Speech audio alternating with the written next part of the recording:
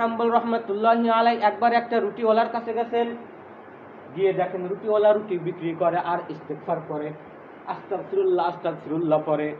রুটির খামিরা যখন তৈরি করে তখনও পরে আস্তাগফিরুল্লাহ, যখন রুটি বানায় তখনও পরে আস্তাগফিরুল্লাহ, যখন রুটি ভাজে তখনও পরে আস্তাগফিরুল্লাহ, যখন রুটি মানুষকে দেয় তখনও পরে আস্তাগফিরুল্লাহ।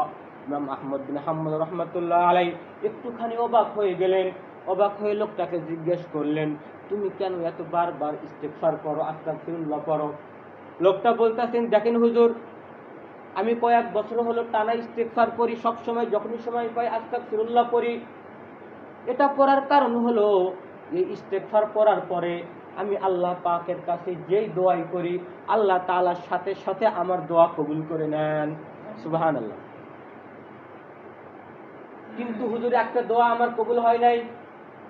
আমি আল্লাহ পাকের কাছে দোয়া করছিলাম, এই যুগের সবচেয়ে বড় আলেম ইমাম আহমদ বিন হাম্বল রহমতুল্লাহি আলাইহি, তার সাথে আমি একটু দেখা সাক্ষাৎ করতে চাই, কিন্তু সে তো অনেক বড় মাপের আলেম, তার কাছে সব সময় মানুষজন থাকে, এই জন্য আমি তার সাথে দেখা সাক্ষাৎ করতে পারি না। তার কাছে সবসময় পুলিশ পাহারাদার থাকে, এই জন্য আমি দেখা করতে পারি না। আমি আল্লাহ পাকের কাছে দোয়া করেছিলাম, মগো আল্লাহ, তুমি ইমাম আহমদ বিন হাম্বলের সাথে আমাকে একটু দেখা সাক্ষাৎ করাইয়া দিও। রুটিওয়ালা বলতেছেন, আমার এই দোয়াটা আল্লাহ এখনো কবুল করেন নাই, তবে আমি আশা করি এই দোয়া আল্লাহ তাআলা কবুল করবেন। এই কথাটি শোনার পরে ইমাম আহমদ বিন হাম্বল রহমতুল্লাহি আলাইহির চোখ দিয়ে পানি পড়া শুরু হয়ে গেছে, চোখ দিয়েও ঝরে পানি পড়তেছে।